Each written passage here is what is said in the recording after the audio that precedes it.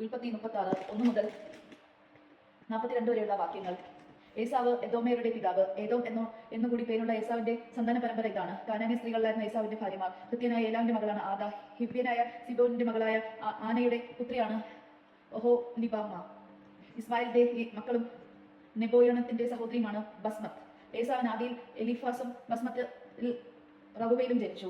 ഒഹൊലിബാമയിൽ നിന്ന് അവൻ യഹൂഷവും യാലാമും കോറാഹും ജനിച്ചു. കാനാൻ ദേശത്ത് വെച്ച് ഏസാവിനുണ്ടായ മക്കളാണിവർ. ഏസാവ് ഭാര്യമാരും പുത്രന്മാരും പുത്രിമാരും വീട്ടിൽ എല്ലാവരും ഒത്ത് തന്റെ കാലികളും മൃഗങ്ങളും കാനാൻ ദേശത്ത് താൻ നേടിയ സ്വത്തുമായി സഹോദരനായ യാക്കോബിനെ വിട്ട് അകലെയുള്ള ഒരു ദേശത്തേക്ക് പോയി. കാരണം ഒന്നിച്ചു പാർക്കാൻ വയ്യാത്ത വിധം ഇരുവർക്ക് അത്രയേറെ സമ്പത്തുണ്ടായിരുന്നു. അവിടെ അധിവാസ ഭൂമിക്ക് സംരക്ഷണനാകാനാവാത്ത വിധം അത്രയധികമായിരുന്നു ആടുമാടുകൾ. അതുകൊണ്ട് ഏസാവ് സെയിർ എന്ന മലനാട്ടിൽ പാർത്തു. ഏസാവും ഏദോമും ഒരാൾ തന്നെ. സെയർമലയിലെ ഏദോമ്യരുടെ പിതാവായ ഏസാവിന്റെ സന്തതി പരമ്പര. ഏസാവിന്റെ പുത്രന്മാരുടെ പേരുകൾ. ഏസാവ് ഭാര്യയായ ആദയിലുണ്ടായ മകൻ എലീഫാസ്, ഭാര്യയായ ബസ്മത്തിലുണ്ടായ മകൻ റഹുവേൽ. എലീഫാസിന്റെ പുത്രന്മാർ തേമാൻ, ഓമാർ, സൊഫോർ, ഗത്താം, കെനസ്.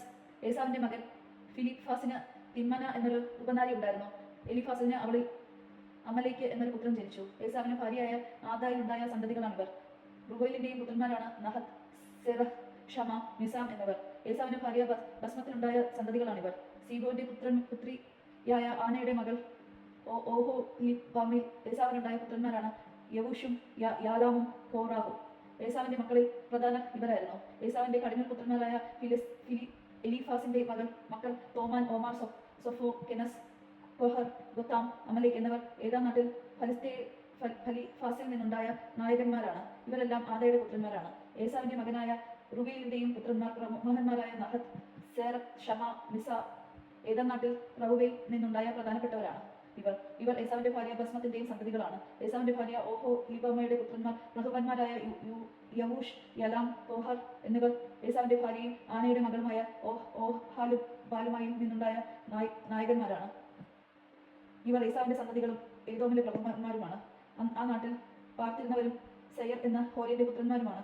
ലോത്താൻ, ഷോബാൽ, സിബെയോൻ, ആന, ദിഷേർ, എസ്സെക്കർ, ദിഷാർ. ഇവർ ഏതാം നാട്ടിലെ സെയറിന്റെ പുത്രന്മാരും ഹോരയിലെ പ്രമാണികളുമാണ്. ലോത്തിന്റെ പുത്രന്മാർ ഹോറി, ഹേമ.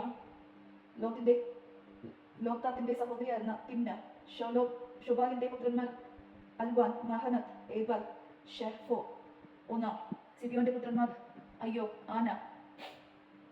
തന്റെ പിതാവായ സിബിയോന്റെ കഴുതകളും മേയ്ക്കുമ്പോൾ മരുഭൂമിയിൽ ചൂടുറവകൾ കണ്ടെത്തിയ ആന ഇവൻ തന്നെയാണ്. ദീഷോൻ ആനയുടെ പുത്രനും ഒഹൊലിബാമ പുത്രിമാരായിരുന്നു.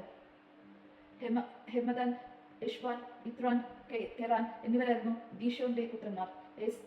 ഏസറിന്റെ പുത്രന്മാരായിരുന്നു ബിൽഹൈനയും സാവാനും അഖാനും. ദീഷാന്റെ പുത്രന്മാരായിരുന്നു ഊസും ആരാനും. ഹോരയിലെ പ്രഭവന്മാരായിരുന്നു ലോത്താൻ, ഷോബാൻ, സിബയോൻ, ആന എന്നിവർ. ദിഷോൽ, ഏസർ, ദിഷാൽ എന്നിവർ സേർനാട്ടിൽ ഹോരയിലെ പ്രഭവന്മാരായിരുന്നു. ഇസ്രായേൽക്കാരുടെ ഇടയിൽ രാജഭരണം ആരംഭിക്കുന്നതിന് മുൻപ് ഏതാം നാട്ടിലെ ഭരണാധികാരികൾ ഇവരായിരുന്നു. ബോയോറിന്റെ മകനായ ബേല ഏതാമിൽ ഭരിച്ചു. അവന്റെ പട്ടണത്തിന്റെ പേര് ദിൻഹബ എന്നായിരുന്നു. ബേല മരിച്ചപ്പോൾ ബോസ്രയിലെ സേർഹറിന്റെ മകനായ യോബാബ് രാജാവായി. യോബാബ് മരിച്ചപ്പോൾ തെമോന്യനായ ശുഷാം രാജാവായി. ശുഷാം മരിച്ചപ്പോൾ ബത്താലിന്റെ പുത്രനായ ഫഗത് രാജാവായി. അവൻ മൊവാനു ദേശത്ത് വെച്ച് മിദായിനെ തോൽപ്പിച്ചു. അവന്റെ പട്ടണത്തിന്റെ പേര് അബിദ് എന്നായിരുന്നു. ഫഗത് മരിച്ചപ്പോൾ മസ്രേക്കായിലെ സൽമ രാജാവായി. സൽമ മരിച്ചപ്പോൾ നദീതീരത്തുള്ള റഹുബലത്തിന്റെ സാവുകൾ രാജാവായി. സാവുൾ മരിച്ചപ്പോൾ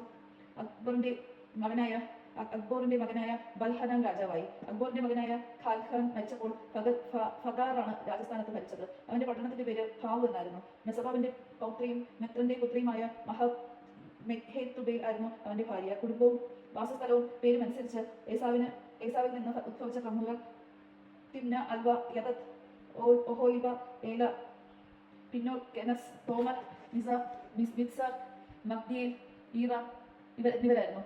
തങ്ങൾ കൈയടിക്കുന്ന നാട്ടിലെ താമസ സ്ഥലമനുസരിച്ച് ഏതാംകാരുടെ പ്രമാണികൾ ഇവരായിരുന്നു. ഏസാവാണ് ഏതാംകാരുടെ പിതാവ്. ദൈവജനമാണ് നാം കേട്ടത്. നമുക്ക് ദൈവത്തെ സ്തുതിക്കാം. ക്രിസ്തുവിനെ സ്തുതി.